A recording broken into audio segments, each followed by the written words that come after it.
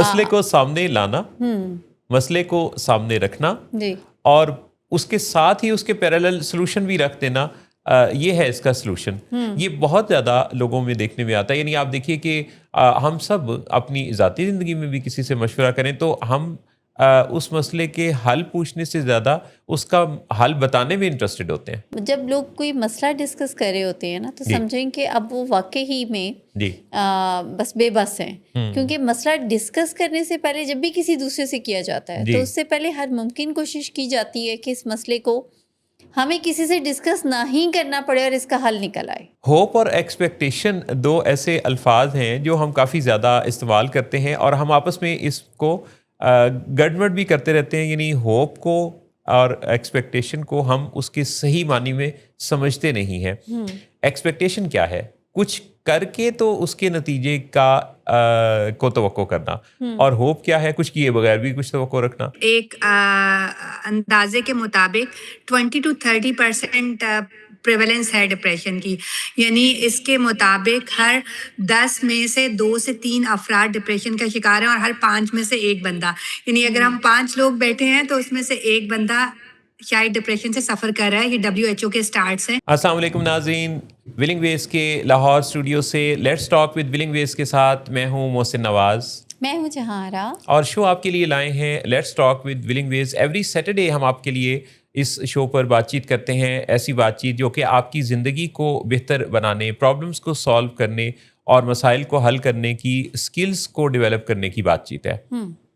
बातें होती हैं आपकी ज़ात की, आपके प्यारों के बारे में और आपकी ज़िंदगी के बारे में, और हम और आप मिलकर सोच विचार के इस अमल में हिस्सा लेते हैं। आपका फीडबैक आता है, आपकी कॉल्स, आपके मैसेजेस और आपके रिस्पांस का बेहद शुक्रिया, जिसमें आप बहुत हौसला बढ़ाते हैं और हमें बताते हैं कि हम जो कर रहे हैं वो आपका जो फीडबैक है उसका रिफ्लेक्शन होता है, और आप हमें कई दफ़ा बहुत अच्छी तजावीज़ से भी नवाजते हैं। आपका बेहद शुक्रिया। तो जहारा आप खैरियत से हैं? अल्हम्दुलिल्लाह। आप बताएं सर, आप कैसे हैं? बिल्कुल अल्हम्दुलिल्लाह। लास्ट टाइम के जो शो में हमारी बहुत सारी बातें थी जी। काफ़ी वो पसंद की गई, ख़ास तौर पे उसमें जो एक टॉपिक पे डिस्कशन किया आपने खसूसी तौर पे कि हम जो कर रहे होते हैं, ख़ास तौर पे कुछ सेव कर रहे होते हैं, तो उसमें जो हमारी प्रायोरिटीज़ हैं अगर वो डिफ़ाइन हो तो हम ज़्यादा ज़िंदगी का मज़ा ले सकते हैं। जी जी। तो उसको तो बेहद पसंद किया गया, बहुत फीडबैक आया, और यानी कि वीडियो के कुछ ऐसे क्लिप्स थे, जैसे एक के कोई 25,000 से ज़्यादा व्यूज़ हुए, एक दूसरी वीडियो के 15,000 से ज़्यादा, और मुख्तलिफ जो कमेंट्स थे उसमें भी फिर मज़ीद बातचीत चलाई हुई थी। तो ये बहुत अच्छा फीडबैक है, क्योंकि आज के दौर में जबकि आप देखें कि हर रोज़ नए अच्छी बात करने वाले लोग मार्केट में आ रहे हैं, तो ऐसे में किसी एक काम को जो कि टाइम टेस्टेड काम है, उसके हवाले से लोगों का हमारा हौसला बढ़ाना बहुत ही अच्छा है। जी जी। सच पूछे तो बहुत खुशी होती है कि जब पाकिस्तान के बाहर से बेशुमार वो लोग हैं जो कि अपने ख़यालात का इज़हार करते हैं और अपने एतमाद का इज़हार करते हैं कि वो कितने सालों से, कितने अरसा से हमें जानते हैं और हमसे वो अपना प्रॉब्लम डिस्कस कर रहे होते हैं। बिल्कुल। अच्छा, जब लोग कोई मसला डिस्कस कर रहे होते हैं ना तो समझें कि अब वो वाकई ही में जी। बस बेबस हैं, क्योंकि मसला डिस्कस करने से पहले जब भी किसी दूसरे से किया जाता है तो उससे पहले हर मुमकिन कोशिश की जाती है कि इस मसले को हमें किसी से डिस्कस ना ही करना पड़े और इसका हल निकल आए। मसला डिस्कस करने की नौबत आना दरअसल उस मसले का काफ़ी बढ़ जाना है। जब उस मसले के बारे में बात करते हैं, जैसे जहारा ने बड़ी खूबसूरत बात कही कि एक्चुअली मसले को डिस्कस करने की करेज हासिल कर लेने की नौबत जब आती है ना, तो तब तक काफ़ी पानी सर के करीब करीब पहुंच चुका होता है। जी जी। और फिर आप उस मसले के बारे में जब बात करते हैं तो बात करने में भी आप सोच विचार के बाद काफ़ी वक्त लगा देते हैं। बाज़ औक़ात उस मसले को ऑन द टेबल रखना, अंडर द कारपेट वो होता है, उसको निकाल के सामने ला के रखना बड़ा मुश्किल काम है। लेकिन जो उसका सलूशन है ना, प्रॉब्लम का सलूशन जो है, वो पहला कदम यही चाहता है कि वो सामने आ जाए और दूसरा कदम चाहता है कि उस पर बात होना शुरू हो जाए। एग्जैक्टली।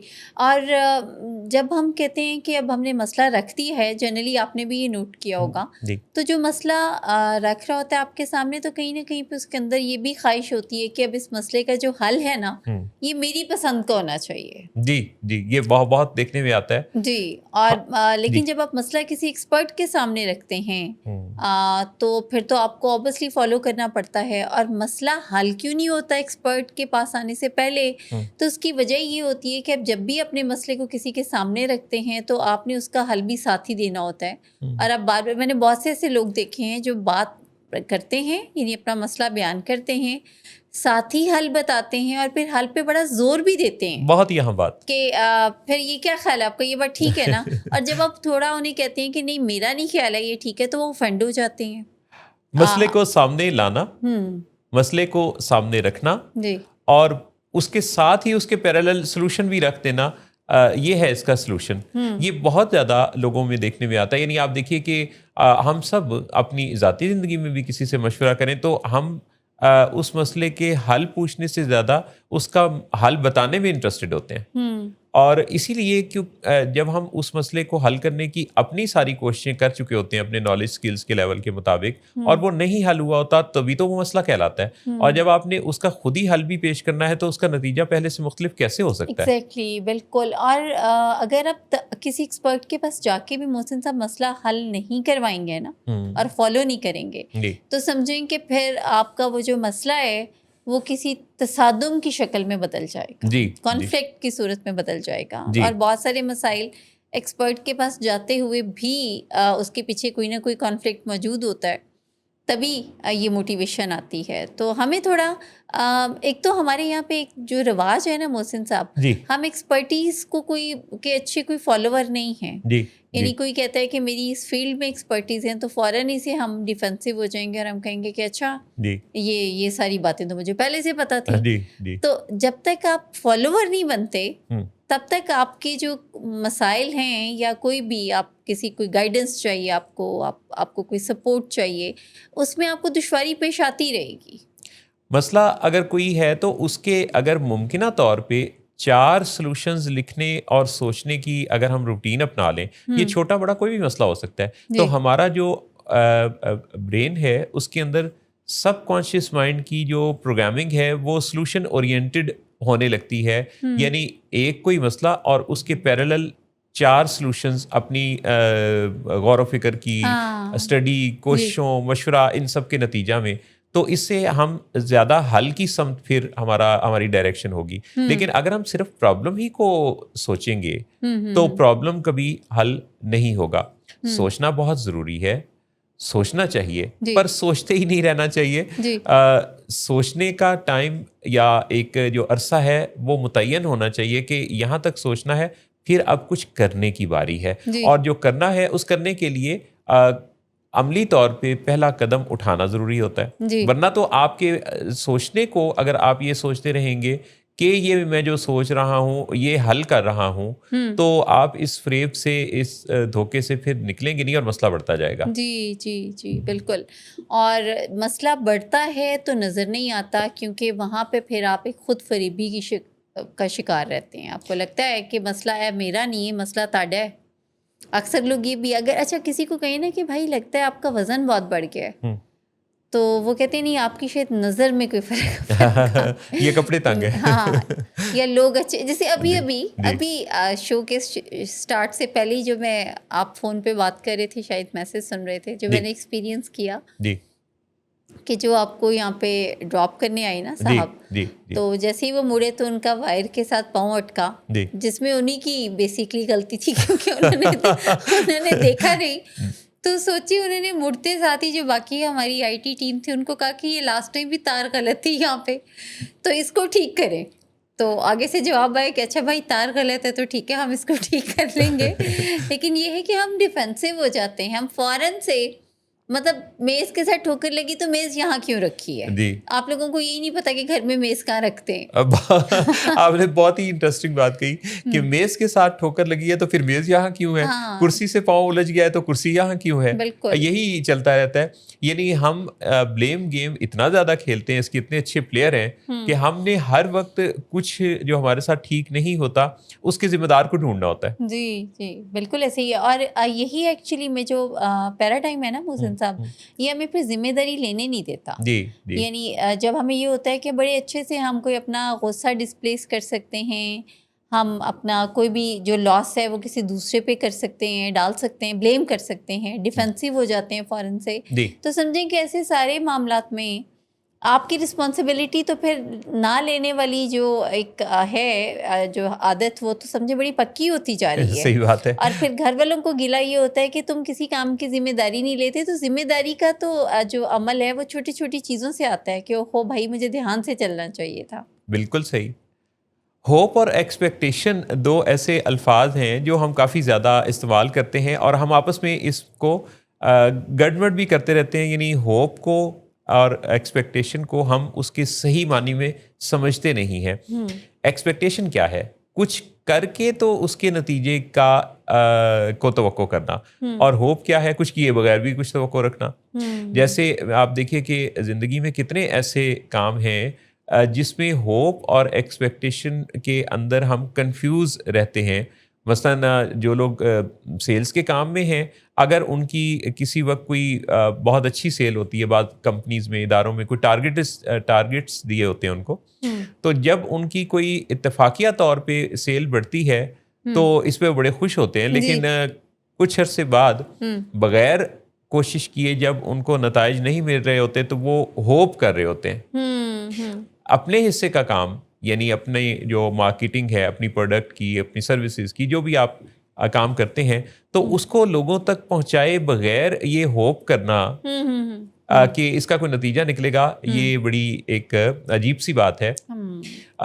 जैसे कोई खातून जब प्रेग्नेंट होती हैं तो वो उसको हम ये नहीं कहते कि वो होप कर रही हैं, वो एक्सपेक्ट कर रही हैं। जैसे डॉक्टर्स के पास जब वो जाते हैं तो डॉक्टर उसके बारे में, यानी एक बाकायदा उसकी साइंस है, जिस साइंस के तहत अल्ट्रासाउंड का या बाकी सारा प्रोसीजर है, तो सब चीज़ें यानी देखी जा सकती हैं, उनके बारे में कोई लिखा जा सकता है, बताया जा सकता है। तो ये जो होप और एक्सपेक्ट है, इसके अंदर जो फरेब है, इससे भी हमें निकलना चाहिए। हाँ, बड़ी खूबसूरत बात आपने की। यानी रियलिस्टिक एक्सपेक्टेशंस भी रियलिस्टिक होनी चाहिए ना, नाप भी तोली जा सकें, अनरियलिस्टिक नहीं होनी चाहिए। और होप का भी ये है मोहसिन साहब, ये बिल्कुल ऐसे ही है जैसे आप पूरा साल नहीं पढ़े और फिर आपको टॉप करने की आपको ख्वाहिश हो कि मैं टॉप करूंगा, और उसके पीछे फिर किसी मिरेकल का वेट करते रहना, और फिर खुद ही को आप ये अब इट्स अ ट्रैप एक्चुअली। मेरा ख्याल है कि इस ट्रैप में जब कोई फंस जाता है तो वो राइट डायरेक्शन में काम नहीं कर पाता। एक बहुत इम्पॉर्टेंट जो चीज़ याद रखने की है ना, वो ये है कि हम सोचते हैं कि हमें सोचना है और हम सोच विचार करें। इससे ज़्यादा ज़रूरी ये भी है कि हम इस चीज़ पर भी रोज़ाना कोई 10 मिनट काम करें कि हम क्या सोचते हैं, हमें उस सोचने का क्या कोई फ़ायदा हो रहा है, जो हम सोच रहे हैं वो सोचें किसी अच्छे नतीजे को देने की तरफ हैं या वो मायूसी वाली सोचें हैं। यानी अपनी सोचों पर एक नज़र रखने की रूटीन, अगर हम ये चीज़ अपना लें तो ये जो हमने सारा दिन बहुत ज़्यादा इस पे फोकस रखा होता है कि हमें कुछ सोचना है, तो उन सोचों के ऊपर एक जो चेक है वो रखने से हमें ज़्यादा फ़ायदा हो सकता है। जी जी जी बिल्कुल इसी तरीके से है। और सोचें जो हैं वो आपको मोहसिन साहब शेप अप कर रही होती हैं जी, और सोच के बदलने से बदलता है ज़माना, ये किसी सियाने ने कहा भी था। अब आप सोचें कि अगर आपकी डायरेक्शन, सोचने की जो डायरेक्शन है वो बहुत बेहतरीन है, बहुत पॉजिटिव है, तो ऑब्वियसली ऑटोमेटिकली आप उस पर एक्ट करते जाएंगे। अब आप देखें कि कितनी ऐसी चीज़ें हैं जिनके बारे में बात होने लगी है जो माजी में नहीं होती थी, और ये बहुत ही अच्छी बात है कि हम उन मौज़ूआत पर भी बात करने लगे हैं जो हम माजी में नहीं सुनते थे। वालिद का किसी औलाद के लिए जो रोल होता है वो बड़ा मुख्तलिफ और मुनफरिद होता है जी। लेकिन शुरू से हम देखते आए हैं कि मदर्स डे का चर्चा काफ़ी ज़्यादा रहता है, जैसे कि मई के सेकंड संडे को हर साल आलमी यौम माँ मनाया जाता है। जी जी। वालिद के बारे में बात शुरू में तो खैर बहुत अरसा हम देखते रहे कि 30-40 साल पहले तो कोई ऐसी बात होती ही नहीं थी, माओं के बारे में ही बात होती थी। जी जी। फिर आहिस्ता आहिस्ता ये हुआ कि मदर्स डे की देखा देखी फादर्स डे भी मनाया जाने लगा जी। और अब वालिद के बारे में बात होती है। पिछले दिनों एक कोई रील थी जी। जिसमें एक फादर बड़े दुखी होकर ये बता रहे थे कि उनके बेटे ने उन्हें एक ऐसा इमोटिकॉन भेजा जिसका जो मतलब था ना वो ये निकलता था कि अब्बा होएगा अपने घर। अच्छा जी। ओहो, और वो क्या सीरियस नोट पे भेजा? सीरियस नोट पे बात कर रहे थे। अच्छा। इसी तरह से ये जैसे आप देखें कि किसी जो वालिद का या कोई घर का एक सरबराह होता है, उसका जो असर व रसूख है, उसका जो उन बच्चों के पालने पोसने में काम है, अगर उसका आप जायज़ा लें तो वो जायज़ा लेते हुए हम ये देखते हैं कि सिर्फ वो थोड़ा सा नॉर्मल से कम आराम करता है, सिर्फ वो थोड़ी सी ज़्यादा मेहनत करता है जी। सिर्फ वो थोड़ी सी ज़्यादा तवक्कुआत रखता है। यानी ये जो सिर्फ है उसकी ज़िंदगी में, जिसको हम एक बहुत छोटे पैमाने पे शायद परख रहे होते हैं, वो उससे ज़रा सा ज़्यादा होता है। लेकिन हम अपनी ज़िंदगी में देखें कि माँ या बाप के इस रिश्ते का शुक्रिया कितना अदा कर पाते हैं, शायद हमारे लिए मौका ही नहीं बनता। आम तौर पे देखने में आता है कि लोग अपने वालिदैन को जो खिराज तहसीन पेश करते हैं ज़्यादा, वो उनके जाने के बाद पेश करते हैं। जी जी जी। अगर उनकी के लिए मोहब्बत में उनकी आंखों में नमी आती है तो उनके जाने के बाद। आप देखिए, अगर इसमें से कुछ हिस्सा भी उनकी ज़िंदगी में उनको आप महसूस करा सकें, अपने जज्बात का इजहार कर सकें, तो कितना उन्हें अच्छा महसूस हो। हम सब जब माँ बाप की मोहब्बत का कहीं जिक्र सुनते हैं तो हमें फ़ौरन के फ़ौरन अपने वालिदैन के साथ गुजारा हुआ वक्त रिकॉल होने लगता है। हाँ, एग्जैक्टली। और हम तवक्को करते हैं कि हमारी जो औलाद है, नेक्स्ट जनरेशन है, उसको हम ये बता पाएँ। लेकिन चूँकि हम माँ बाप होते हैं तो हम अपनी नेक्स्ट जनरेशन को ये चीज़ इसलिए एजुकेट नहीं कर पाते कि जब हम उन्हें अपने तजर्बात की रोशनी में माँ बाप की कदर करने की बात करते हैं तो बड़े बच्चे क्या सोचते हैं कि ये अपनी कदर करने की बात कर रहे हैं। असल में मोहसिन साहब कहीं ना कहीं पे वो जो हमें फॉर ग्रांटेड पेरेंट्स जो है ना, उन्हें ऐसा लगता है कि उनको फॉर ग्रांटेड लिया जा रहा है, तो कहीं ना कहीं पे उन्होंने ये वाला सोच खुद ही पैदा भी की होती है एट अर्ली स्टेज ना। जी। जब हम लेन देन की बात करते हैं तो हम सिर्फ देन की बात करते हैं ना, लेन की नहीं करते जी। तो एक सर्टेन टाइम आता है जब पेरेंट्स की, हमारे समेत या हमारे बुज़ुर्गों की एनर्जीज लिमिटेड हो जाती हैं, उनकी एक्टिविटीज़ महदूद हो जाती हैं, और वो एक्चुअली में वही, अब जैसे रिसेंटली मेरी एक वालिद से मुलाकात हुई, बात हुई, जिस पे उन्होंने ये कहा कि मेरी बेटी मेरे से नाराज़ है और बेटी को उन्होंने बड़ा ही ह्यूज सा सेटअप बिजनेस बना के दिया है अलहदा। तो उन्होंने कहा वो नाराज़ है, तो मैंने कहा कि इस बात पे, तो कहते हैं जी वो एक्चुअली में he is actually single parent. तो उन्होंने कहा वो एक्चुअली, मैंने उसको कहा, वो कहीं जा रही थी तो मैंने कहा अब घर में बाकी लोग भी नहीं है तो तुम ज़रा रुको जब तक कोई दूसरा नहीं आता। एंड शी सेड के देखिए मेरी अपनी कमिटमेंट्स हैं और आप अपनी थेरेपी लें, और ये जो आपकी है ना थोड़ा डिपेंडेंसी, हम पे इस पे काम करें। तो आई रिमेंबर मैडम कि मैंने शादी नहीं की जस्ट बिकॉज ऑफ देम, और I was totally looking after them, और ये कहती थी कि आप, मुझे डर लग रहा है तो मैं सारी रात इसके साथ जागता रहता था, सुबह 2 हांडी बनाता था, फिर मैं ऑफिस जाता था, फिर मैं इनको लुक आफ्टर करता था। तो I am just into that phase कि क्या मैं सब गलत कर रहा था। तो कभी कभी में हम सोचते हैं कि जो हम कर रहे हैं ना, ऑटोमेटिकली उसी तरीके से सब हमारे साथ हो जाएगा। तो ऑटोमेटिकली कुछ भी नहीं होता। यानी आप जो कर रहे होते हैं वो बहुत आपकी अपनी गुडविल से कर रहे होते हैं, और वो आपको अच्छा लग रहा होता है, लेकिन उसके जवाब में आपके साथ ऐसा हो, अब इसके लिए ये हमें किसी को नहीं पता। सही बात। बहुत ही खूबसूरत आपने बात कही। हाँ, इसके लिए मेरा ख्याल है कि हमें कुछ चीज़ों को ना खुद से, मोहसिन साहब वो जो रेनी डेज का कॉन्सेप्ट है ना, कि हमें खुद भी अपने आप को अपना फ्यूचर प्लान करने की ज़रूरत होती है। जी। जैसे लोग अक्सर ये कहते हैं कि जी बच्चे हैं, संभाल लेंगे, ये कर लेंगे, तो भाई अब ऑब्वियसली अब बच्चों को शेप अप भी तो ऐसे ही कर रहे हैं कि they have to be independent as soon as possible, वो अपनी जिम्मेदारियां उठाएं, और आजकल के दौर में जिम्मेदारियों का मतलब वाकई जिम्मेदारियां हैं। जी। तो ऐसे में you just have to lot of plans for your rainy days, कि जब मेरी एनर्जीज लिमिटेड हो जाएंगी, जब मेरी सोशलाइजेशन लिमिटेड हो जाएगी, तो तब के लिए मैं ये आई विल डू दिस। और ये होना है, ये तो एक कुदरत का निज़ाम है, क्योंकि कुछ यानी ये एक सच्चाई है कि आपकी एनर्जीज को, आपकी सोशल एक्टिविटीज़ को लिमिटेड होना है, और जब वो वक्त आएगा तो उस वक्त इंतज़ाम करेंगे तो हो नहीं पाएगा। तब नहीं होगा ना एक्चुअली में, तब आपको यही होगा कि अच्छा कोई आए जी और कोई में से वो लोग आए जिनके साथ I have spent so much, जी, तो तब तक उनकी चैलेंजेस बढ़ चुके होंगे। बिल्कुल सही। असल में फिर वही अनरियलिस्टिक एक्सपेक्टेशंस हैं। कुछ गलती हम पेरेंट्स या हमारे बुजुर्गों से होती है जब हम अनएक्सपेक्टेड अनरियलिस्टिक एक्सपेक्टेशंस लगा लेते हैं, और फिर उसके बाद भी हम खुद को करेक्ट नहीं करते और हमें लगता है कि नहीं अब हमारा कोई पूछने वाला हाल नहीं है हमारा। जी जी। तो मेरा ख्याल है कुछ चीज़ों पे हमें we have to be realistic, rational, logical, and we just have to be. मैंने उन सारे बुजुर्गों को बहुत बेहतरीन देखा जी, और ज़िंदगी एंजॉय करते देखा, बहुत उनको रिस्पेक्ट रिगार्ड समेटते देखा, जिन्होंने प्रॉपर प्लान किया हुआ था अपनी ओल्ड एज को, अपने जब उनकी एनर्जीज लिमिटेड होती हैं। तो plan is something very important, very very important, कि आपका जो किया हुआ प्लान है, प्लान कहते ही इस चीज़ को है जो कि कब्ल अज़ वक्त किया जाता है, दुनिया को, लोगों को देखकर, उनके तजर्बात से सीखते हुए, जो इस दुनिया का निज़ाम है उसको भांपते हुए, जो आप फोरसी करते हैं फ्यूचर को, तो उसके बारे में फिर आप अपनी कैपेसिटी बिल्डिंग पर और अपने सॉल्यूशन पर काम करते हैं। इस चीज़ को प्लान कहते हैं, और प्लान बाकायदा एक रियलिस्टिक अप्रोच के साथ ऑब्जर्वेबल, मेजरेबल चीज़ों का ही नाम है। तो जब इस प्लान को आपने सोच समझ के तैयार किया होगा तो आपको किसी आने वाले वक्त में मुश्किल नहीं होगी।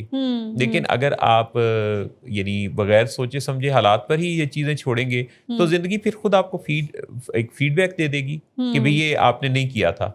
तो इससे पहले कि ज़िंदगी का फीडबैक आए कि ये आपने नहीं किया था, कुछ कर लीजिए। एग्जैक्टली। ये जो ये वाला फिनोमेना है ना, फिर जो होगा देखा जाएगा, जो मेरी किस्मत, जी, तो फिर जो होता है वो आपसे देखा नहीं जाता। जी, तो लिहाजा किस्मत को बुरा ना कहें और ना किस्मत पे छोड़ें।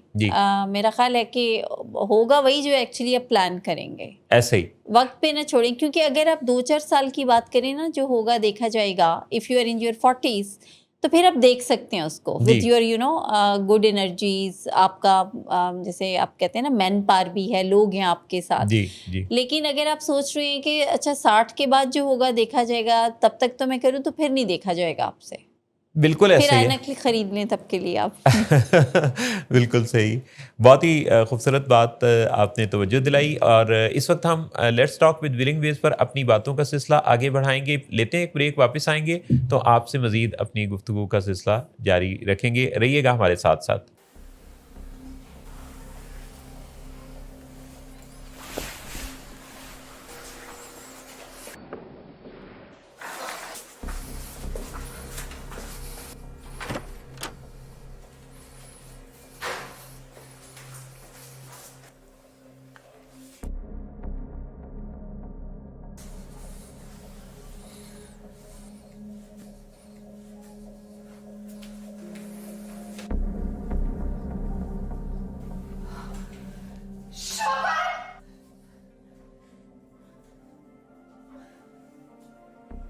शराब नोशी की वजह किरदार की खराबी नहीं, मूड की खराबी है।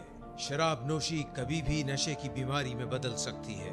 नशे की बीमारी हर स्टेज पर काबिले इलाज है। मदद हासिल कीजिए, क्योंकि वो ऐसा नहीं करेगा। विलिंग वेज से मदद हासिल कीजिए, कहीं से भी मदद हासिल कीजिए, लेकिन फौरी मदद हासिल कीजिए। जिस मुआवजे के इंतजार में आपने बहुत देर कर दी, अब वो दस्तक दे रहा है। मदद हासिल कीजिए, मदद हासिल कीजिए। वापस हम आए हैं, आपका इस्तकबाल करते हैं let's talk with Willing Ways में। और उम्मीद करते हैं कि आप सब लोग जिन्होंने अभी अभी हमें ज्वाइन किया है और देखने वाले, सुनने वाले, उम्मीद है कि खैरियत से होंगे। और बहुत अहम मौजू पर हम इस वक्त बात करने वाले हैं। ये वो मौजू है जिस पर तकरीबन हर रोज़ हम में से कोई ना कोई बात करता या बात सुनता ज़रूर है।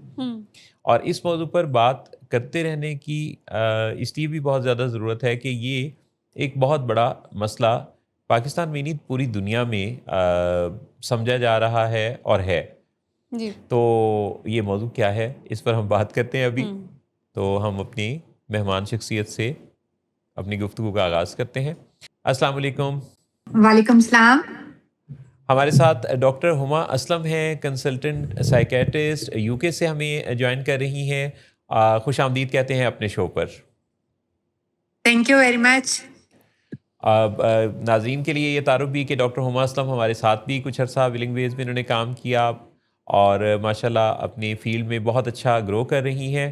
तो डॉक्टर हुमा, ये फरमाइएगा कि जिस मौजू पर मैं चाहता हूँ कि हम बात करें कि दुनिया में जैसे कॉज ऑफ डेथ की मुख्तलिफ बीमारियों को रीज़न बताया जाता रहा है, लेकिन बैनुल अक़वामी जो आदादो शुमार और वर्ल्ड हेल्थ ऑर्गेनाइजेशन का ये कहना है कि दुनिया में डिप्रेशन की बीमारी बहुत बढ़ती जा रही है और 2030 में वो कहते हैं कॉज ऑफ डेथ सबसे बड़ी डिप्रेशन जी होगी। तो डिप्रेशन के हवाले जी। से आपका, जी। चूँकि आप कंसल्टेंट साइकेट्रिस्ट हैं, तो डिप्रेशन को कई दफ़ा हम लोग उदासी से कंफ्यूज कर देते हैं। हम में से कोई उदास होता है और हम कह रहे होते हैं कि भी मैं इस वक्त डिप्रेस फील कर रहा हूँ। जी। बिल्कुल ऐसा ही है। एक अंदाजे के मुताबिक 20 to 30% प्रेवलेंस है डिप्रेशन की।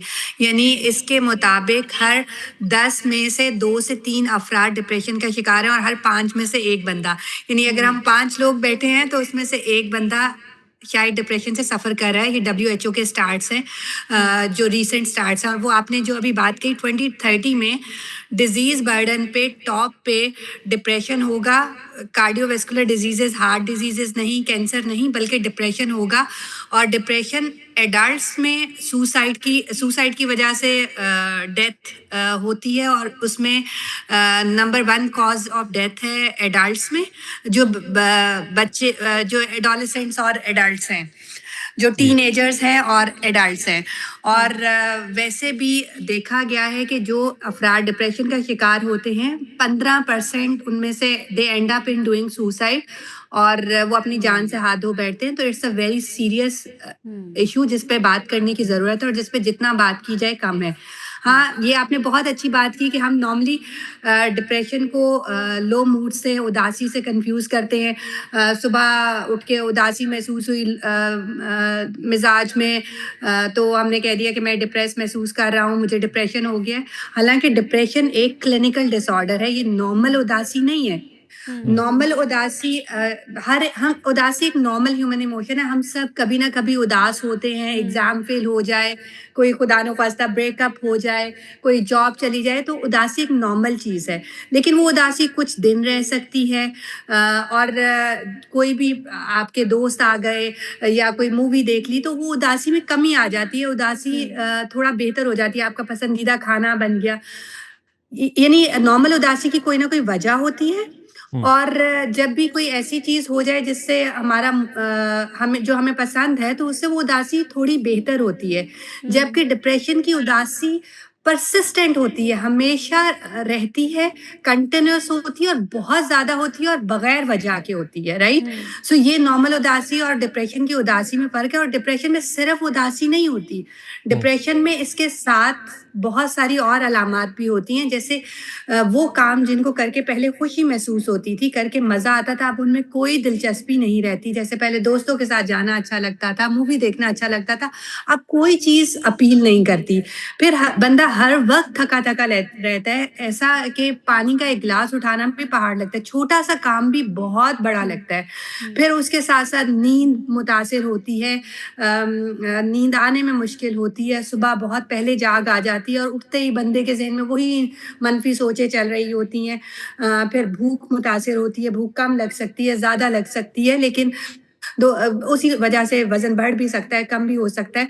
फिर मनफ़ी सोचें, माज़ी के मुतालिक मनफ़ी सोचें, प्रेज़ेंट के मुतालिक मनफ़ी सोचें, मुस्तक़बिल के बारे में। माज़ी में जो भी किया ऐसा लगता है कि बहुत गलतियाँ की, कुछ बेहतर नहीं किया, उसका बहुत ज़्यादा पछतावा रहना, ऐसे लगना कि जो कुछ हो रहा है माज़ी की गई गलतियों का नतीजा है। फिर प्रेज़ेंट में अपने आप को बहुत बेबस महसूस करना, मुझसे कुछ नहीं होगा, मैं कुछ नहीं कर सकता, मेरे से हर चीज़ ख़राब होती है, अपने आप को बहुत कमतर महसूस करना, मैं अपने फेलियर्स नज़र आना, वो चीज़ें नहीं अपनी कोई खूबी नज़र ना आना, अपने आप को बहुत वर्थलेस फ़ील करना। फिर फ्यूचर में भी कुछ बेहतर नहीं होगा, मेरा कुछ नहीं बनेगा, मैं एक फेलियर हूँ और मैं फेलियर रहूँगा। मतलब माज़ी, हाल, मुस्तक़बिल सब हुँ, पे एक जैसे ना एक काला पर्दा पड़ा हुआ है, कुछ हुँ, पॉज़िटिव दिखाई नहीं दे रहा। हुँ, फिर हुँ, इतना मनफ़ी ख़्यालात आते हैं कि ऐसे लगता है कि ज़िंदगी रहने के काबिल ही नहीं, ज़िंदगी ना मेरा माज़ी अच्छा गुज़रा, ना मेरा हाल अच्छा है, ना मुझे मुस्तक़बिल में कोई उम्मीद है, तो ऐसी ज़िंदगी का क्या फ़ायदा? इस ज़िंदगी को ख़त्म हो जाना चाहिए। फिर डेथ विश होना कि अल्लाह ताला मुझे अपने पास ही बुला ले, और वो फिर डेथ विश समटाइम इतनी बढ़ जाती है कि सुसाइड के ख़्यालात आना, और कुछ लोग इतना ज़्यादा वो सिचुएशन स्वेयर हो जाती है, बिल्कुल सोचने समझने की सलाहियतें माउफ हो जाती हैं, और फिर वो सुसाइड अटेम्प्ट भी कर लेते हैं। डॉक्टर इसमें उमा, इसमें और इसमें ये भी चीज़ है कि जैसे डेथ विश की आप बात करें कि उसमें कोई प्रॉपर किसी का सुसाइड की अटेम्प्ट ना करना, यानी हो सकता है कि वो ऐसा प्रॉपरली जैसे कोई ख़ास अटेम्प्ट ना करे, लेकिन उसकी प्रैक्टिसेस में अपना ख़्याल ना रखने का रुझान बढ़ जाए। यानी कि कुछ ऐसे काम जैसे अपनी लुक आफ्टर ही छोड़ दे, अपनी ड्राइविंग में वो उतना ज़्यादा केयरफुल ना रहे, अपनी सेहत के मामले में कुछ ऐसी चीज़ें जो कि ड्यू टेस्ट हैं, कोई ड्यू ट्रीटमेंट है, वो करवाना छोड़ दे, तो ये भी तो एक टाइप ऑफ सुसाइड ही हुआ। जी, ये बहुत अच्छी बात की है मोहसिन साहब आपने, और बिल्कुल इस तरह ही है, क्योंकि हमारे यहाँ एक स्ट्रॉन्ग रिलीजियस पहलू भी है ना, कि सुसाइड हमारे मज़हब में हराम है, और हुँ, उसका एक स्ट्रॉन्ग इम्पैक्ट होता है, क्योंकि हम वो फिर ना पैसिव डेथ विश पहले आती है, कि बंदा ना अपना ख्याल रखना छोड़ दिया, वही बात कि कोई बीमारी हुई है तो बस इसी बीमारी की वजह से ही बंदा ख़त्म हो जाए, डायबिटीज़ है या ब्लड प्रेशर है तो उसकी दवाई टाइम पे ना लेना, खाने पीने में एहतियात ना करना, तो ऐसी चीज़ें, ताकि वो मज़ीद डिटोरिएट हो सकें, और मतलब वो बंदा ये जानबूझ के नहीं कर रहा होता, इसमें कुछ भी जानबूझ के नहीं कर रहा होता। और शुरू में वही अगर रिसर्च में देखा जाए, और जो रिसेंट एडवांसेस हो रही हैं, अगर ब्रेन की जो इमेजिंग और फंक्शनल एमआरआई में देखा गया है कि हमारा जो सोचने समझने वाला ब्रेन होता है उसको फ्रंटल लोब कहा जाता है, ठीक है। ये डिसीजन मेक, ये इंसान को जानवर से अलग करता है, डिसीजन मेकिंग यहाँ से होती है, और बड़े बड़े जो फैसले करते हैं, या अपना जो भी हम मतलब सोच समझ के जो चीज़ें करते हैं, वो सब फ्रंटल लोब से करते हैं। तो अब देखा गया है कि डिप्रेशन में ना हाइपोफ्रंटैलिटी होती है, फ्रंटल लोब की फंक्शनिंग कम हुई होती है, और जो एक एमिगडाला एक हमारे ब्रेन का हिस्सा है जो इमोशनल सेंटर होता है, वो बहुत ज़्यादा हाइपर एक्टिव चल रहा होता है। तो आप चाह के भी उसमें ना सही नहीं सोच सकते, सही प्लानिंग नहीं कर सकते, सही डिसीजन नहीं ले सकते, क्योंकि आपका जो सोचने समझने वाला ब्रेन है वो सही काम ही नहीं कर रहा।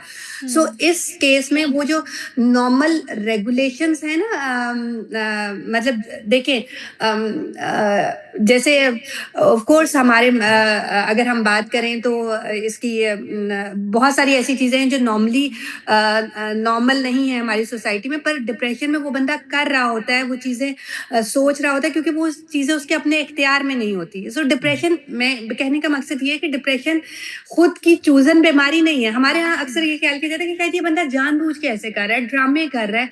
एक बंदा क्यों नहीं अपना ख्याल रखेगा? वो बंदा जो पहले बहुत ज़्यादा कंसर्न्ड होता था अपनी फिज़िकल अपीयरेंस के बारे में कि मुझे अच्छा लगना चाहिए, अब उसके पास बैठो तो स्मेल आती है, और उसके कपड़े धुले हुए नहीं हैं, कपड़े इस्त्री-शुदा नहीं हैं। तो कुछ ना कुछ तो मसला है ना? जी। वो जानबूझ के ऐसा नहीं कर रहा। तो इस चीज़ पे हमें बात करने की ज़रूरत है कि कोई भी बंदा खुद से डिप्रेस नहीं होना चाहता। डिप्रेशन एक बीमारी है जो उतनी ही रियल बीमारी है जैसे किसी को ब्लड प्रेशर या शुगर का मसला होता है। ऑब्वियसली और बड़ी सवेयर है क्योंकि इसमें जो आपका सेल्फ हार्म की जो टेंडेंसीज हैं वो मल्टीप्लाई हो जाती हैं। अच्छा डॉक्टर साहिबा, आपने बड़ी खूबसूरत बातचीत की अभी। मैं सिर्फ इसमें एक मेरा क्वेश्चन है यहाँ पे कि जैसे चाइल्ड डिप्रेशन का रेशो भी बहुत ज़्यादा बढ़ गया है, बल्कि पाकिस्तान में ही अभी, जैसे मैं एक BBC की रिपोर्ट मैंने पिछले शोज़ में वो कोट भी किया था कि 1% से 2% पे चला गया है चाइल्ड डिप्रेशन। तो इस बारे में भी कुछ आप रहनुमाई फरमाएं हमारे व्यूवर्स को। ये आपने बहुत एक इम्पॉर्टेंट और एक बात कही है, क्योंकि हमारे यहाँ समझ जाते हैं बच्चों को तो कोई साइकाइट्रिक इश्यूज हो ही नहीं सकते, डिप्रेशन एंग्जाइटी बच्चों में कैसे हो सकता है। सो ये भी एक हकीकत है कि बच्चों में भी ये मसले हो सकते हैं, और स्पेशली जो हमारा आजकल लाइफस्टाइल चल रहा है ना, उसका बहुत ज़्यादा रोल है, क्योंकि बच्चों को बहुत अर्ली एज में स्क्रीन दे देना, और स्क्रीन बेसिकली बच्चों के दिमाग को बहुत ज़्यादा स्टिमुलेट करना शुरू कर देती है, और जब हाइपर स्टिमुलेशन मिलती है, बहुत ज़्यादा स्टिमुलेशन मिलती है, तो फिर वो नीचे उसका एक ड्रॉबैक भी आता है, उसका एक ड्रॉप डाउन इफेक्ट भी आता है कि जब वो बहुत ज़्यादा ब्रेन को स्टिमुलेट करना, और फिर जब वो नहीं मिलती तो उसमें वो बंदा नॉर्मल नहीं जाता, वो नीचे जाता है बच्चा, यानी डिप्रेशन का शिकार होने की टेंडेंसी बढ़ जाती है। फ्रस्ट्रेशन, एजिटेशन, एंग्जाइटी, डिप्रेशन ये बच्चों में भी कॉमन हो रहा है, और उसमें बहुत ज़्यादा रोल हमारे लाइफस्टाइल का है। एक तो ये कि बहुत ज़्यादा एक्सेसिव स्क्रीन टाइम इसमें मेन कल्प्रेट है। फिर बच्चों की डाइट्स देखी जाए, अगर जंक फूड, फास्ट फूड पे बहुत ज़्यादा डिपेंडेंस हुई है आजकल बच्चों की, मोस्टली फूड रिलेटेड है। अच्छा, अभी जैसे फूड आपने रिलेटेड, कॉजेज हाँ पे जी। बात की है, तो अगर हम सिम्टम्स पे बात करें कि what are the main clear symptoms जो हम बच्चे में देखें, क्योंकि बड़े में तो जैसे भी हमने आइडेंटिफाई कर लिया ना कि एक बंदा मतलब एक ऐसा आ रहा है हमारे पास, he used to be very active, lively, और बहुत अपने आप को वो स्पिक एंड स्पैन, तो उसके अंदर एक बहुत ही क्लियर सी चेंजेस हमें फील हो रही हैं, और वो लॉन्ग लास्ट भी कर रही हैं। बच्चे में आप ज़रा सिम्टम्स पे अगर हम बात करें, उस बच्चे में भी देखिए, सबसे पहले तो बच्चे क्योंकि उस तरह एक्सप्रेस नहीं कर सकते, हाँ। लेकिन बच्चों में बिहेवियर में चेंजेस आना शुरू होती हैं, ठीक है। ठीक। अब बच्चों में बिहेवियर में क्या चेंजेस आएंगी, एक तो ये कि बच्चे इरिटेट ज़्यादा हो रहे हैं, टैंट्रम ज़्यादा शो कर रहे हैं, चीज़ें फेंकना, और फिर समटाइम ना बच्चे इस तरह एक्सप्रेस कर रहे होते हैं कि अपनी मदर या फादर को कहना कि आप मुझे अच्छे नहीं लगते, आई डोंट लव यू, आप अच्छे नहीं हैं। मतलब बच्चा इस तरह ही अपनी क्योंकि वो अपने इमोशंस एक्सप्रेस नहीं कर सकता, ओवरली या क्लिंगी हो जाना, या बिल्कुल अपने आप को अलग कर लेना, अवॉइड कर, मतलब कोई भी एक्सट्रीम बिहेवियर आएगा, या बहुत ज़्यादा पेरेंट्स के साथ क्लिंगी हो जाएगा, चिपकेगा, जाने नहीं देगा कहीं, या फिर बिल्कुल अवॉइड करना शुरू कर देगा, कमरे में बंद कर लिया, मिल नहीं रहा, स्कूल जाने से अवॉइड करेगा, टेंट्रम ज़्यादा थ्रो करेगा। बच्चे ज़्यादातर ना जो भी उन्हें इसी तरह एक्सप्रेस करना आता है, छोटे बच्चों को वो टेंट्रम थ्रो करते हैं, वो इरिटेट होते हैं, वो एग्रेसिव हो जाते हैं, स्टडीज पे और इफेक्ट होगा उनका definitely, grade studies, exactly, teacher से और रिपोर्ट्स उनकी आना शुरू हो जाएंगी, टीचर्स और फंक्शनल डिक्लाइन आना शुरू हो जाएगा। फिर जैसे पेरेंट्स को है ना ऐसे कहना शुरू कर दिया कि आई डोंट लव यू, अपने आप को आई हेट मी, मैं बुरा, मैं आई एम स्टूपिड, या मैं बुरा हूँ, मैं गलत हूँ, और मुझे कोई पसंद नहीं करता, सब मुझे बुरा कहते हैं। मतलब कुछ इस तरह की नेगेटिव बातें जो आपको समझना चाहिए कि बच्चा पहले ऐसी नेगेटिव बातें नहीं कर रहा था, अब कर रहा है। फिर नींद और भूख इफेक्ट होती है बच्चों में भी, बच्चे उस तरह सो रहा है तो डर के उठ जाना, जल्दी उठ जाना, मुझे नींद नहीं आ रही, भूख में चेंजेस, पेट में दर्द हो रही है, भूख नहीं लग रही, वॉमिट आ रही है, मतलब इस तरह की अनएक्सप्लेन्ड से फिजिकल सिम्टम्स आना, सर में दर्द हो रही है, पेट में दर्द हो रही है, लेटे रहना, मैंने आज स्कूल नहीं जाना, मुझे दिल नहीं कर रहा, पेट में दर्द, सर में दर्द।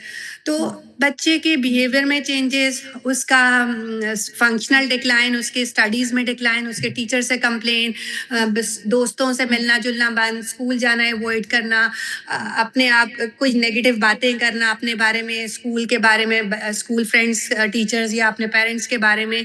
तो ये कुछ चीज़ें हैं जो आप रेड फ्लैग्स हैं जो आपके बच्चे में आए तो आपको थोड़ा अलर्ट हो जाना चाहिए कि कुछ सही नहीं है, कुछ मसाइल चल रहे हैं। उसके साथ बैठें, उसके साथ बात करें। थोड़ा सा आप मतलब बच्चों को क्योंकि एक्सप्रेस करना नहीं आ रहा होता ना, तो बच्चों को समटाइम आप उनसे बात करने के लिए आप शुरू में you can start with telling a story, एक छोटी सी स्टोरी, या अपने बारे में कि मैं जब आप जितना था मेरे साथ भी ऐसे हुआ, मैं ये कर रहा था, मैंने ये फील किया। मतलब उससे थोड़ा सा रिलेट करें और बच्चा ओपन अप हो आपके साथ। बिल्कुल तो सही। ये बताइएगा, अभी आपने फिर थोड़ी देर अक्सर पहले बात बच्चे की दूसरा, थी मैं एक और कि चीज इसमें ऐड अप करना, जैसे कि सॉरी 15% ऐसे नौजवान जो डिप्रेशन का शिकार होते हैं, उनमें फिर सुइसाइडल आइडिएशन देखने में आती है। तो क्या यानी दुनिया में अपने आप को या दूसरों को नुकसान पहुंचाने की रेशो बढ़ गई है, या ये आबादी बढ़ जाने की वजह से ऐसा लग रहा है कि ज़्यादा लोग हैं ऐसे? नहीं, डेफिनेटली इसकी शरह ही बढ़ गई है, क्योंकि वही बात कि हमारा अगर देखा जाए हमारा लाइफस्टाइल बहुत मेजर रोल प्ले कर रहा है। तो हमारे ईटिंग हैबिट्स, हमारी स्लीपिंग हैबिट्स, हमारा ओवरऑल जो लाइफस्टाइल है वो बड़ा एक मशीनी लाइफस्टाइल हो गया है, घर सिडेंट्री लाइफस्टाइल हो गया है, बैठे रहना, फिजिकल एक्टिविटी लैक कर रहे हैं हम। और इस वजह से ओवरऑल डिप्रेशन की शरह बढ़ रही है, और डिप्रेशन की वजह से सुसाइड की शरह बढ़ रही है। क्योंकि डिप्रेशन में देखा गया कि वही बात के 15% लोग एंड अप करते हैं सुसाइड पे। बाकी सुसाइड के ख्यालात तो मोर लेस बहुत सारे लोगों में आ रहे होते हैं, लेकिन 15% लोग अपनी जान से हाथ धो बैठते हैं डिप्रेशन की वजह से। सो डिप्रेशन की शरह बढ़ रही है, तो उसकी वजह से सुसाइड की फिगर्स भी आए रोज बढ़ रही हैं।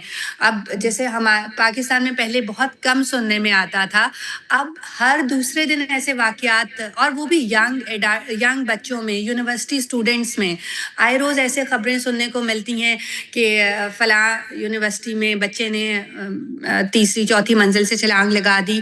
तो अब हमारे यहाँ भी ये कॉमन फिगर्स बनती जा रही हैं।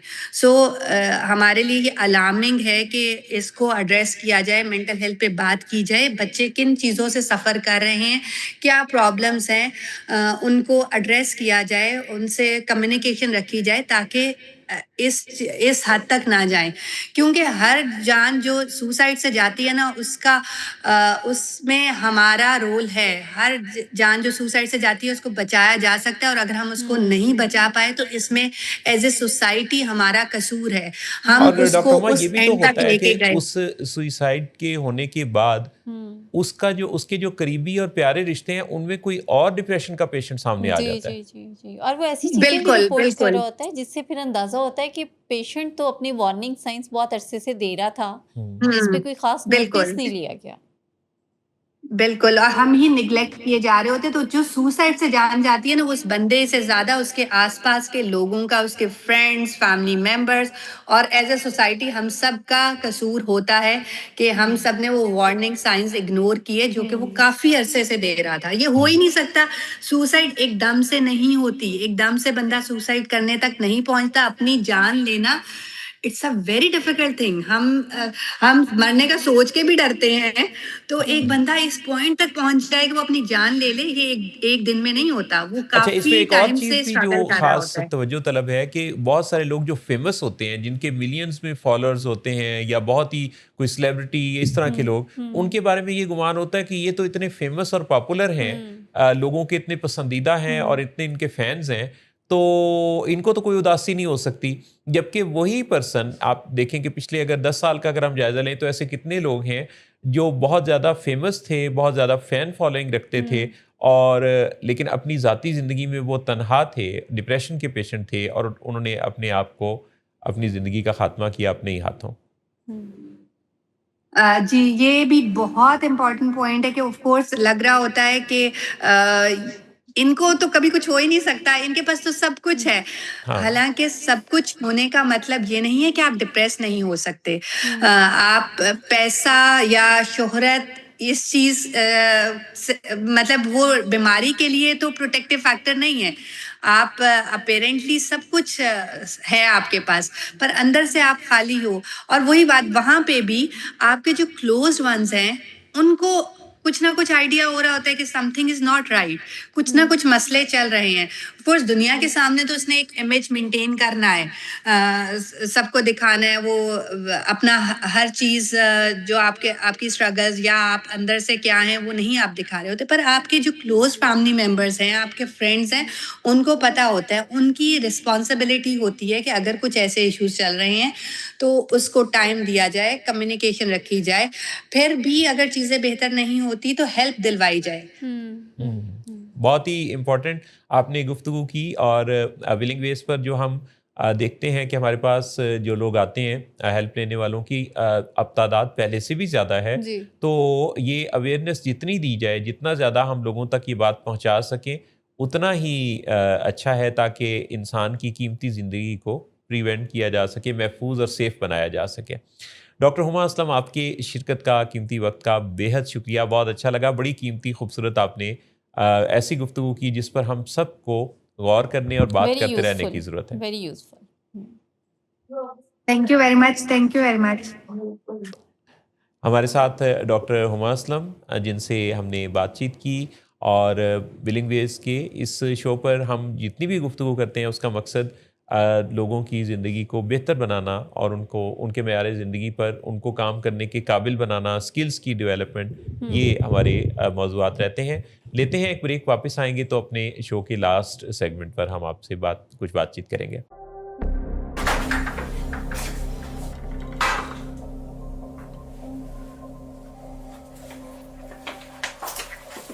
आज फिर भी कराया।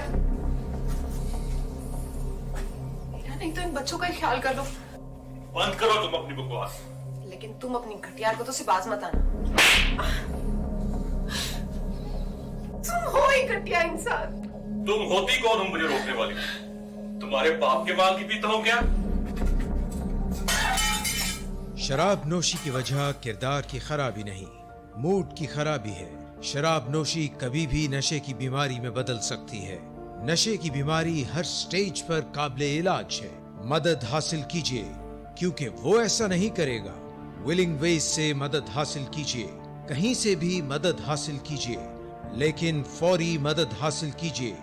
जिस मुआवजे के इंतजार में आपने बहुत देर कर दी, अब वो दस्तक दे रहा है। मदद हासिल कीजिए, मदद हासिल कीजिए, मदद हासिल कीजिए। जी जनाब, विलिंग वेज के लाहौर स्टूडियो से let's talk with Willing Ways में आपको खुशामदीद कहते हैं। और लास्ट सेगमेंट पर हम और आप साथ साथ हैं। मैं मोहसिन नवाज हूँ, जहाँ मैं राना। जहारा। बिल्कुल। और आपने जो अपना नाम जिस तरह से बताया, मैंने कहा वो अब आप ही बता देते तो अच्छा था, लेकिन क्योंकि आपने चेक करना होता है कि मैं वापस आ गई हूँ या नहीं, जी अभी रास्ते में तो नहीं हूँ, जी तो मैंने कहा मैं फिर बता ही दूं कि मैं आ गई हूँ, सीट पे हूँ। हमारा जहाँ हम होते हैं कई दफ़ा हम वहाँ नहीं होते, जी। और जहाँ हम होते हैं उसकी दूसरे को खबर नहीं होती। हाँ। और बाद औक़ात वो जहाँ हम होते हैं वो साइंटिफिक भी नहीं होता। अच्छा। यानी हाँ। वो कोई ऐसी दुनिया होती है जिसके सारे सिस्टम को हम खुद ही यानी अब हम उस दुनिया के अकेले ही बासी होते हैं। हाँ एग्जैक्टली। और जबकि रहना उस दुनिया में चाहिए जहाँ पे मिलजुल के सब बैठे हों। 5, 6, 7 को अगर जहन में रखा जाए तो ये हमारी ज़िंदगी की प्रोडक्टिविटी पर बहुत अच्छा असर डाल सकता है।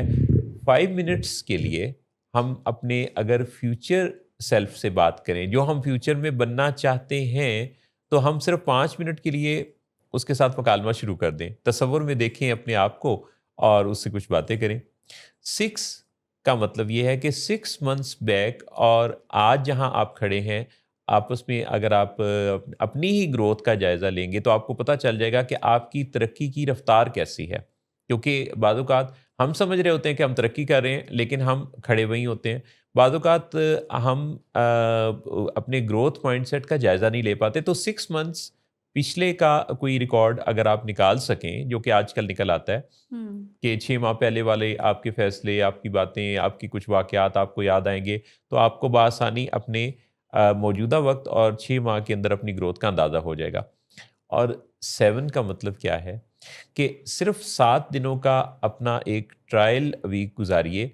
ये ट्रायल वीक वो है जिसमें आपने लोगों पर तनकीद नहीं करनी, लोगों के बारे में नहीं सोचना, लोगों का जायज़ा नहीं लेना कि कौन क्या क्या गलतियां कर रहा है, सिर्फ और सिर्फ फोकस अपने पर होगा। तो 1 हफ्ते का ये ट्रायल आप लेके देखिए, फिर आप देखिए होता क्या है। आपकी ज़िंदगी में बड़ी नुमायाँ आपको चेंज मिलेगी और आपको लगेगा कि ये जो हर वक्त हम दूसरों ही के बारे में सोचते रहते हैं, तो यही चीज़ तो असल में आपकी अपने ग्रोथ माइंडसेट को इफ़ेक्ट कर रही होती है।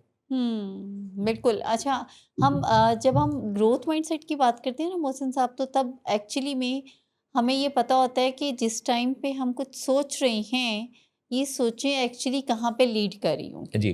तो जब हमें ये पता होता है कि अच्छा ये जो मैं सोच रहा हूँ इस वक्त, ये इट इज़ वेरी यूज़फुल। हम्म, फिर दूसरा, अगर आपको ये पता हो कि अच्छा मैं क्या वाकई ही इससे वही मतलब दे रहा हूँ इस सोच को जो कि बनता है, जी। तो भी ये बहुत बेहतरीन चीज़ होती है। और तीसरे नंबर पे जब आपको ये लगता है कि शायद जो मैं मतलब दे रहा हूँ उसका मुझे कोई फल भी मिलेगा, कोई रिज़ल्ट भी, तो समझें कि फिर तो ये वाक़ई बहुत यूज़फुल है। क्योंकि कभी-कभी हमारी सोचें कुछ ऐसे ज़ाविये दे रही होती हैं, जिनका वो मतलब होता नहीं है, जो हम्म, हमें वो प्रेज़ेंट कर रही होती हैं। और जब हम उन्हीं प्रेज़ेंटेशंस पे उन्हीं डायरेक्शंस पे मूव ऑन करते हैं, चलते हैं, तो फिर उसके आगे वो रिज़ल्ट मिलता नहीं है एक्चुअली जो हमने एक्सपेक्ट किया होता है। तो तब भी बिल्कुल। बहुत सी प्रॉब्लम्स हमें फेस करते हैं हम ज़िंदगी में। बहुत बहुत ही इंपॉर्टेंट बात आपने कही। हम 130 ट्रिलियन सेल्स का मुजस्मा है, यानी हम जो हुँ, मुजस्सम पैकर हैं, हुँ, 130 ट्रिलियन सेल्स हमारे अंदर काम कर रहे होते हैं। और आप ये देखें कि हमारे जिस्म के सारे सेल्स अपनी ज़िंदगी की बका चाहते हैं, जी। यानी वो कायम रहना चाहते हैं, वो ज़िंदा रहना चाहते हैं, वो बचना चाहते हैं डिस्ट्रॉय होने से। हुँ, एंड इसी तरह जितने भी लोग बीइंग्स हैं दुनिया में, हुँ, ये सारे लोग भी अपनी बका के लिए ही सफ़र में हैं। हुँ, हम कई दफ़ा ये नुक्ता नज़र रखते हैं कि what is in it for me. हुँ, अच्छा, ये जो अपने बारे में सोचना है अच्छा है, हुँ, लेकिन ये यकतरफ़ा है।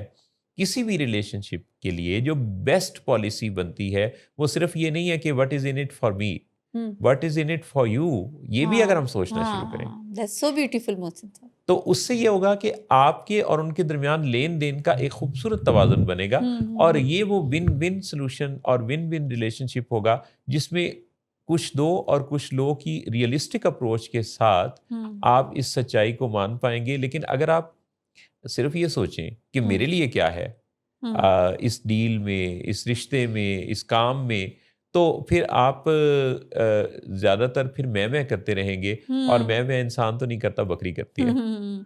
अच्छा, मैं करने वाला जो इंसान है ना मोहसिन साहब, जी। हमेशा वो जो भी थोड़ी देर पहले भी हम बात कर रहे थे अपने शो के बिल्कुल स्टार्ट में ही, कि लोग जब मसला लेके आते हैं तो वो हल भी साथ ही ला रहे होते हैं। हुँ, तो मैं करने वाला भी मुझे लगता है इसी कैटेगरी में फ़ॉल करता है, जी। क्योंकि उसके नज़दीक जो मसाइल हैं उनके हल उसके पास हैं, मुझे सब पता है, मैं सब जानता हूँ मैं, लेकिन वो जो वैलिडेशन और रीअश्योरेंस के लिए वो कोई बात करेंगे, तुम अगर एंड पे मैं होगी, तो हुँ, ऐसे लोग सीख नहीं सकते। मेरा जी। नहीं ख्याल है ये ग्रोथ माइंडसेट के साथ ऑपरेट कर रहे होते हैं फिर। बिल्कुल आपने सही कहा। बकरी मैं करती है और आखिर में ज़िबा हो जाती है। और बकरी मैना ही क्यों? करती है। हाँ, बकरा क्यों नहीं? बकरी या बकरा, हाँ, दोनों बस दोनों मैं बोलें। करते हैं हुँ, और ज़िबा हो जाते हैं। हुँ, और मैना करती है हुँ, और वो मैना है, हुँ। तो वो उस जग को भाती रहती है। वाह, वाह, वाह! मैना वैसे किस बर्ड को कहते हैं? मैना अभी आजकल है? देखिए, आज तोता और के साथ तो मैना, ओह! अच्छा, वो वाली मैना। वो वाली लेकिन मैना। मेरा ख़्याल है ये एग्ज़िस्ट नहीं करती दुनिया में, मैना। नहीं तो फिर तोते मैना कहाँ से बुलबुल आते को हैं? कहते हैं, फिर तोते कहाँ से? हाँ, तोती को कहते हैं। तोती को मैना कहते हैं। हाँ। ओह! आई सी मैं समझी थी मैना इज़ बुलबुल, अच्छा, तो तोता मैना की कहानी जो है, वो पुरानी हो गई है। अच्छा, हुँ, चलें तो इस वो पुरानी का आपके बचपन की है एक्चुअली। तो तोता और मैना, यानी मुझे याद है कि हम टीवी पर एक ड्रामा सीरियल था जो कि तोता कहानी, अशफाक अहमद साहब ने लिखा था। वो उसमें तोता जो है वो तेज़ से था। हुँ, आपको पता है ओरिजिनली ये जो वर्ड है ये तोए से नहीं है।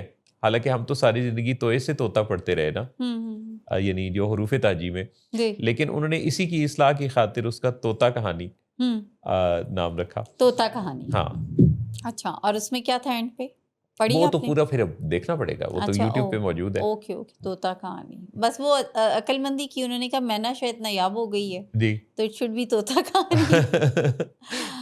तो हम अपनी यानी लाइफ के हवाले से जैसे लाइफ स्किल्स की बात करते हैं, तो उसमें एक बहुत अहम जो स्किल है हम्म ज़िंदगी के अपने सफ़र को आगे बढ़ाते हुए अपने साथ वाबस्ता लोगों के लिए एक जो बहुत ही ज़बरदस्त टूल हमारे पास है, हम्म वो है पावर ऑफ सजेशन। हम्म अब पावर ऑफ सजेशन ही वो चीज़ है जिसमें कई दफ़ा हम अपने आप को ओवर एस्टिमेट भी करते हैं, हम वो सजेशंस भी देते हैं जो हमारे रिलेटेड नहीं है, हम्म और कई दफ़ा हम उन सजेशंस को बचा के रखते हैं जिन्हें हम बेच रहे होते हैं। जी यानी जी किसी माहिर के पास हम्म जो सबसे ताकतवर हथियार होता है वो उसकी सजेशन या रिकमेंडेशन का होता है। वो लोग जो मशवरा देने के फील्ड से ताल्लुक़ रखते हैं, वो ऐसी किसी सजेशन को देने का मुआवजा वसूल करते हैं, यानी कंसल्टेशन। जी जी जी और वो दूसरे किसी फील्ड के बारे में बहुत मशवरा दे रहे होते हैं, हम्म भला वो अपने उस मशवरे को जिसका वो मुआवजा वसूल करते हैं उसे बचा के क्यों रखते हैं? क्यों रखते हैं? इसलिए कि अगर वो उसे वैसे ही देना शुरू कर देंगे हम्म तो फिर उनका जो है वो रोजी रोटी कैसे वो चलेगी? फिर सुनने वाला मैं नहीं करेगा। तो उनके घर में चूल्हा कैसे चलेगा? लेकिन अच्छा, या फिर वर्थ भी नहीं रहेगी मोहसिन साहब, लेकिन मतलब लेकिन इसमें एक और पहलू भी है। हाँ वो ये है कि अगर वो उस सजेशन को जब उसकी वर्थ और वैल्यू को आम करेंगे, जी जिक्र करेंगे, तो हम्म तभी तो उसका रुझान पैदा होगा। हाँ एग्जैक्टली अगर कोई ये कहेगा कि मेरे पास आपके लिए बहुत कुछ है और बहुत कीमती है, लेकिन मैं बताऊंगा तब जब आप उसका मुआवजा देंगे, हम्म तो उसे तो पता ही नहीं, आपने डेमो ही नहीं दिया। जी जी जी तो जब आप उसको बताएंगे कि हम्म एक यानी कोई सजेशन देके, और वैसे भी हम्म मेरा ज़ाती ख़्याल ये है कि कीमती से कीमती बात भी अगर ज़िक्र हो जाए, तो जब आप उस कीमती बात को कर रहे होते हैं तो आपके दिमाग के अंदर नए न्यूरॉन्स भी डेवलप हो रहे होते हैं, तो आप अगली दफ़ा जब उस पर बात करते हैं तो आप पहले से अगले दर्जे पर होते हैं। मैंने डॉक्टर सदाकत अली साहब से ये सीखा कि उनके अंदर ये बिल्कुल भी चीज़ नहीं है कि वो अपना कुछ सीखा हुआ बचा के रखें, छुपाते नहीं हैं। अपना सीखा हुआ वो बहुत आम करना चाहते हैं, लोगों को बताना चाहते हैं। सबसे ज़्यादा ज़ोर और फोकस इस चीज़ पे है कि लोग उनसे सीखें, जानें, और सीखने के हर थोड़े दिनों बाद कोई ना कोई नया फॉरम वो क्रिएट करते हैं। और पकड़ पकड़ के बल्कि कहते हैं कि ये सीखें काम आएगा आपके, मतलब दैट्स सो ब्यूटीफुल ना मोहसिन साहब, वरना people they don't bother usually. Willing Ways का तो स्लोगन ही ये बना दिया कि पढ़ो, लिखो, लिखो, पढ़ो। सुनो, बोलो, दिखाई दो, खड़ाक करो और कदमों के निशान छोड़ जाओ। यानी एक अपने आप को इतना ज़बरदस्त बनाओ, वाइज बनाओ, जैसे कि वाइज का हमारा ग्रुप भी है, जी जी जी तो ऐसा वाइज बनाओ कि जिसके नतीजा में दुनिया आपको फॉलो करे, आपके नक्शे पा को। तो बिल्कुल। ये जो चीज़ है, अब इसमें जितनी आपकी ग्रेस निकलती है ना सीखते रहने से। अच्छा, ये this is something totally gives you benefit Mohsin साहब, जी जी it will give me benefit, not, मतलब मेरा नहीं ख्याल है, डॉक्टर साहब को खुशी ज़रूर होती होगी एज मेंटोर जब हम ज़ाहिर है कुछ अच्छा प्रोड्यूस कर रहे होते हैं या डिलीवर कर रहे होते हैं, और यही बड़ी खुशी होती है कि अच्छा ये मेरे हाथों निकला हुआ, या मेरा शेपअप बंदा है या बच्चा है, लेकिन अल्टीमेट ये कुछ ऐसा है जो कि हमें ही काम आएगा। हमें ही काम आएगा। हाँ, तो ये कुछ समझने की ज़रूरत है कि जब हम खुद पे काम कर रहे हो, जैसे लेट्स सपोज कि हम if we are talking about 7 habits of highly effective, तो actually these habits are not for doctor साहब। When we are learning and practising these habits, ये जो 7 आदत हैं बेहतरीन लोगों की, तो ये काम हमें ही ज़िंदगी में आएंगी जब हम लोगों के साथ लेन देन रखेंगे, विन विन पे चलेंगे, जी जब हम we have to be proactive, या जब हम seek first to understand then to be understood, तो ये this is something related to us जी और जी it will give us the beneficial, जी बहुत बेनिफिट्स होंगे हमारे लिए। जी जी लेकिन जो कोई आपको सिखा रहा होता है या जो आपको शेप दे रहा होता है या आपको जो ग्रो कर रहा होता है, मेरा ख्याल है कि फिर ऐसे लोग भी दुनिया में कम हैं, तभी इनको मेंटोर कहा जाता है जी या गुरु या उस्ताद, तभी ही फिर ये ऐसे भी नाम दिए जाते हैं ऐसे लोगों को। एग्जैक्टली ऐसी बात है। हम्म एक नज़रिया जो हमें काफ़ी अपना लेने की और समझ लेने की ज़रूरत है, वो ये है कि हमारे साथ कुछ भी अच्छा नहीं होता ना, कोई बीमारी, कोई मसला, कोई अचानक प्रॉब्लम, कोई एक्सीडेंट, कोई और ऐसी गैर अच्छी चीज़, तो हम उसके बारे में फौरी तौर पे अल्लाह का जिक्र करते हुए कहते हैं कि ये उसकी तरफ से है, कोई आजमाइश है या उसने ऐसा नहीं चाहा, और फिर हम ऐसे हवाले देने लगते हैं कि जैसे उसके हुक्म के बगैर तो पत्ता भी नहीं हिल सकता। इससे हम ये तासुर ले और दे रहे होते हैं कि जैसे ये जो हुआ है ये अल्लाह ने किया है। बहुत दफ़ा, बल्कि अक्सर ही, वो हमारी ही शामत अमाल होती है, जी हमने ही कुछ कमी छोड़ी होती है, हम ही ने उसके बारे में अपने हिस्से का काम नहीं किया होता, और हम उस बारे में खालिक कायनात को के जिम्मे वो चीज़ लगा रहे होते हैं कि जैसे कि ये उसकी तरफ से नहीं था। हालांकि वो तो उसने तो आपको खलीफा बना दिया, जी तो उसने तो आपको एक बड़े अहम मनसब पे फाइज किया कि आपने अपनी ज़िंदगी को खूबसूरत बनाने, बेहतरीन बनाने के लिए कायनात के अंदर इंसान जितनी चाहे तब्दीलियां करे, पर चाहे तो सही। बिल्कुल ऐसे ही। अच्छा, जैसे अभी आपने कहा ना कि जब कोई आजमाइश आती है हम्म, या कोई बुरा वक्त आता है, खुदा ना खासा, तो हम फौरन से कहते हैं कि ये बेशक अल्लाह की तरफ से है, ये कोई हमारे पे, ये इससे में कोई बेहतरी होगी। लेकिन आपने नोटिस किया होगा कि जब कोई अच्छा वक्त आता है तो हम क्रेडिट लेना चाहते तो हैं हम खुद, कहते हैं कि ये भाई सारी उम्र की मेहनत या ये और मेरा माँ ही। की दुआओं की हाँ हाँ हाँ जी। बिल्कुल। तो मतलब this is something very contradictory. यानी फिर जब अच्छा वक्त आता है तो उस पर भी हमें क्रेडिट फिर उसी को ही देना चाहिए जी जिस पे आपने बुरा वक्त डाला था। जी। और जिंदगी तो फिर ओन करने का नाम है, हाँ। लेकिन हम हरकत के ज़रा खिलाफ रहते हैं। हम हरकत को, कोशिश को अपने ऊपर बोझ समझते हैं। हम सोचते हैं कि ये ना ही करना पड़े तो अच्छा है, ये कोशिश ना ही करनी पड़े अच्छा है, ये उठना ना ही पड़े तो अच्छा है। तो हरकत से ही बरकत है, और हरकत के साथ अपने आप को जोड़े रखना, यानी पहम अमल की राह पर रहना, ये बड़ा ज़रूरी है। वरना ये बहुत आसान है किसी के बारे में ये कह देना कि ये जो नहीं हो सका इसकी जिम्मेदारी फलां पर आयद होती है। हाँ हाँ बिल्कुल बिल्कुल ऐसे ही। इजाज़त चाहने का वक्त आन पहुंचा है अपने नाजरीन से।